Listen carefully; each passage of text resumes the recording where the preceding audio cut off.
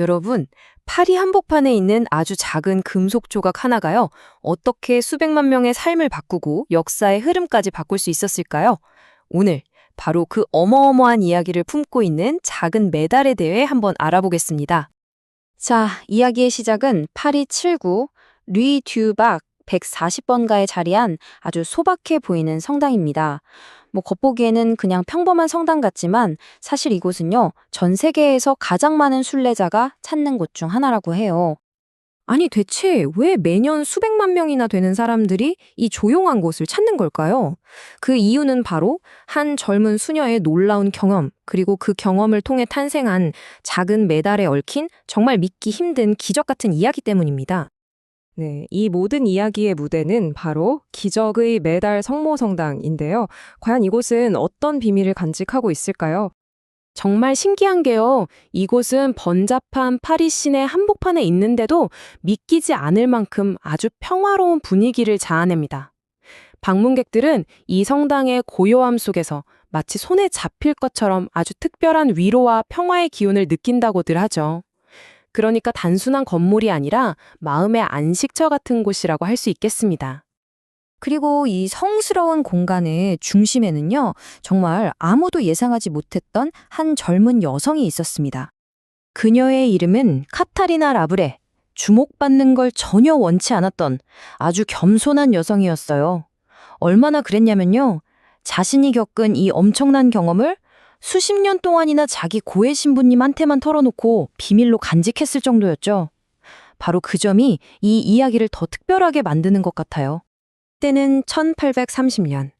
카타리나는 자신의 삶뿐만 아니라 파리, 그리고 전 세계를 뒤바꿀 아주 놀라운 환시를 잇따라 보게 되었다고 합니다. 그런데 이게 바로 이루어진 건 아니었어요. 카타리나는 환시를 본 뒤에 이걸 고해 신부님께 말씀드리고 설득하는 데만 무려 2년이라는 시간을 보내야 했습니다. 그러니까 환시가 현실의 메달로 만들어지기까지는 정말 엄청난 믿음과 끈기가 필요했던 거죠.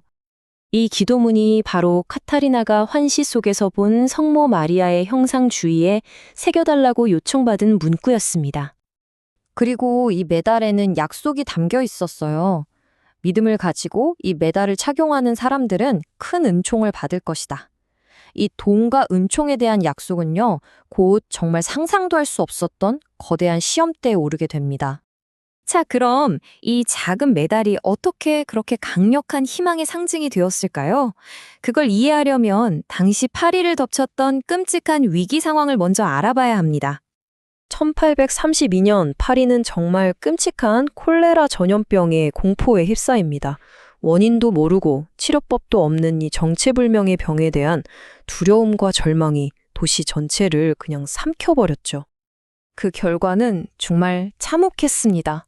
불과 6개월 만에 무려 18,000명이 넘는 파리 시민들이 목숨을 잃었어요. 도시는 그야말로 거대한 절망의 늪에 빠져버린 겁니다. 바로 그때였어요. 이 절망의 한복판으로 사랑의 딸회 수녀님들이 갓 만들어진 메달을 들고 아픈 사람들을 찾아다니기 시작했습니다. 그런데 정말 놀랍게도 그때부터 도시의 분위기가 서서히 바뀌기 시작하는 거예요. 절망적인 소식 대신에 용기를 얻었다, 병이 나았다 하는 회복의 이야기들이 퍼져나가기 시작한 거죠. 그래서 사람들이 이 메달을 기적의 메달이라고 부르기 시작했습니다. 이건 누가 공식적으로 정해준 이름이 아니고요. 메달을 통해 희망과 위로를 직접 경험한 사람들이 자연스럽게 붙여준 그야말로 기적을 바라는 마음이 담긴 이름이었던 겁니다. 이 메달의 힘은 1832년의 전염병 사태를 넘어서 훨씬 더 멀리 그리고 오랫동안 퍼져나갔습니다. 시대를 초월하는 세계적인 유산이 된 거죠. 한번 보세요. 몇 개의 작은 메달로 시작했던 것이 반세기도 안 돼서 무려 10억 개 이상 배포되는 말 그대로 전 세계적인 현상이 됩니다. 그리고 이 성당은 오늘날에도 여전히 수많은 사람들이 찾는 주요 순례지로 남아있죠. 자, 그렇다면 이 이야기에서 우리가 얻을 수 있는 건 뭘까요? 이게 꼭 신앙의 관점이 아니더라도요, 우리에게 시사하는 바가 큽니다. 예를 들면 이런 작은 상징 하나가 절망에 빠진 사람들에게 얼마나 큰 희망을 줄 수 있는지, 또 흩어진 사람들을 하나의 공동체로 묶어주는 강력한 힘이 될 수 있다는 걸 보여주잖아요. 결국 이 이야기는 눈에 보이지 않는 희망이라는 것이 손에 쥘 수 있는 구체적인 형태를 띨 때 어떤 일이 일어나는지를 보여주는 겁니다. 아주 단순한 물건 하나가 어떻게 거대한 위기 앞에서 사람들에게 평화와 용기를 주고 또 공동체를 하나로 만드는 강력한 연결고리가 될 수 있는지를 말이죠. 바로 이 점이 기적의 메달이 오늘날까지도 그 힘을 잃지 않는 이유일 겁니다. 희망을 상징하는 그 능력 말이에요. 이 이야기를 통해 우리도 한번 생각해 볼 수 있겠죠? 과연 나에게 어려운 시기에 희망을 주는 상징은 무엇일까 하고 말입니다.